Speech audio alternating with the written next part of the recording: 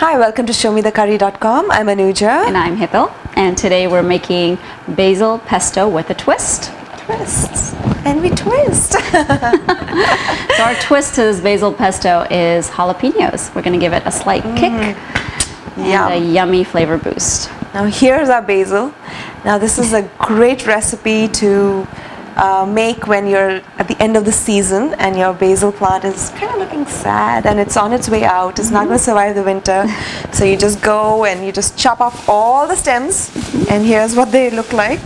We've got a bag full of stems, and we're just going to clean them up and take out all the leaves. Now we're not using any of the stems, so basically we're going to pluck off all the good leaves and give them a nice wash. Making pesto at home is a wonderful, yummy thing, but usually it works out really good if you grow your own basil, because basil, as we all know, is very expensive. If you buy it from the shop, a little packet will cost you like $2 or $3 just for a few leaves, and that's not going to get you anywhere with the pesto. So if you grow your basil, it's very easy to grow. One of the things you want to look out for while it's growing is these seed pods. So during the course of the growing cycle, you want to make sure the plant does not seed like this, because it saps all the energy and then your leaves won't get nice and large size. So as these things kind of sprout out, just pinch them off and your basil plant will continue to be healthy, give healthy foliage. But ours is at the end of its cycle, hence, you know, we want it to seed, so it'll drop the seeds in for next year. Right. So we took out all the leaves of the basil and we put it in water and gave it a good wash. And now what we're going to do is we're just going to lay them on a paper towel or on a kitchen towel and allow them to dry up. So while we were taking all the leaves out, we noticed that a lot of the seed pods had become brown and dried, and those are perfect to keep for next year if you want to replant your basil to have seeds available. So here are the little seed pods, and you can just keep this in a little Ziploc bag somewhere in your pantry or somewhere, and they'll be ready to plant next spring. And we're going to put another towel on top and just pat it dry. So right here we have some peeled garlic pods and some jalapeno peppers. And here's what the jalapeno looks like.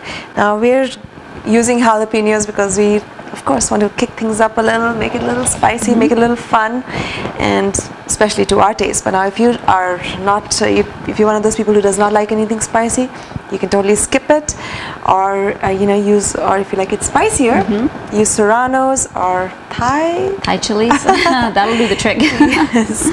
So again, we've chopped up the jalapenos into just big chunks, and we're going to just saute them in a little bit of olive oil. Just to get the really raw flavor out.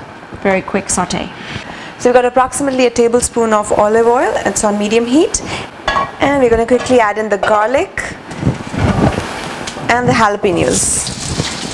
And just give it a really quick stir. And you can increase the heat to a high, so you'll get a light caramelization without overcooking either of them. So once you see the skin on the jalapenos blistering a little bit, like so, and the garlic changing color a little bit, we're going to just turn it off, and we're going to pour it into a separate dish and just allow it to cool down.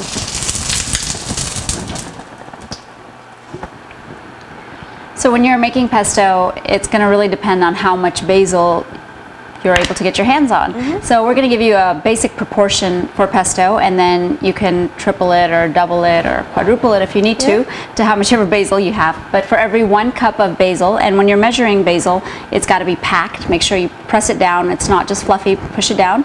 For every 1 cup of packed basil, we're going to use 2 cloves of garlic. We're going to use 1 jalapeno or to taste, and we're going to use a 1/4 cup each of walnuts, Parmesan cheese, and olive oil. So those are your basic proportions. So we've put the walnuts in the food processor, and we're using walnuts. Now traditionally, of course, pine nuts are used, but pine nuts are very expensive, and so we're going to use walnuts, and the taste is very similar for a lot less price. It's actually better. I love walnuts, so you're not you're not missing out anything.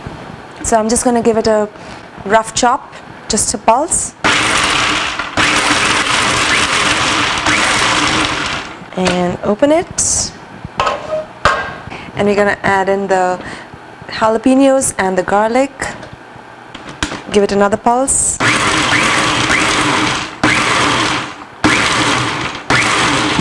And we managed to get 3 cups of packed basil.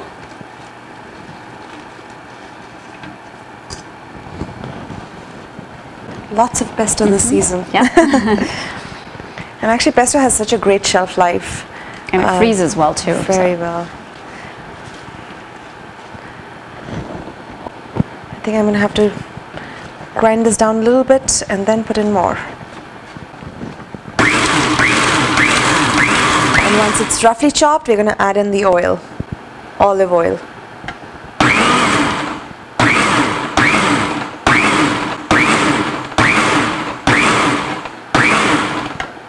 Might have to open it up and just clean the sides and just push everything to the center. And now we have fresh Parmesan cheese. Fantastic. Mix it in. And we're just going to pulse it a little bit more. And now I'm just going to let everything come together, so you don't have to pulse, you just kind of carry on.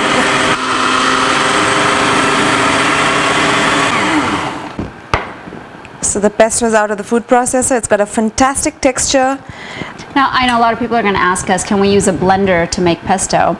And really you can, but pesto technically should have a little bit of texture. It's not a full paste, and using a food processor, no matter how much you process it, it still ensures that a little bit of the texture will stay there. So that's that. And now to this we'll add some more seasoning. Got approximately half a teaspoon of salt. Use according to your taste. And I have some black peppercorn here.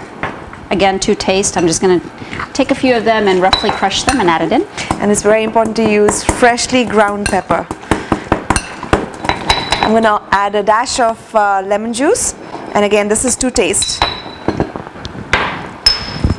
Here's your black pepper. Ooh, smells great. Yes. Wow.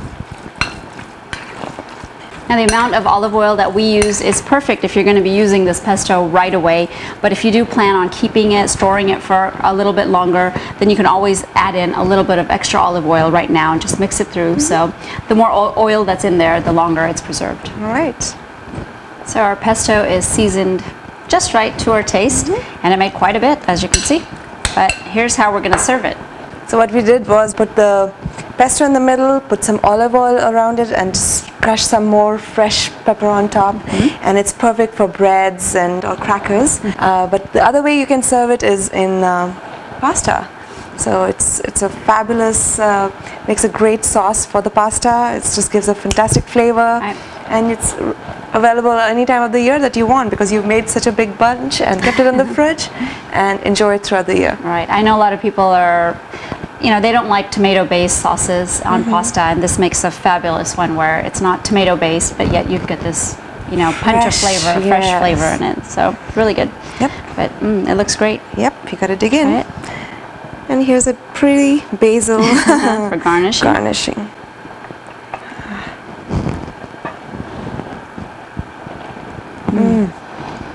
It's so fresh. Just the right amount of kick too. Delicious.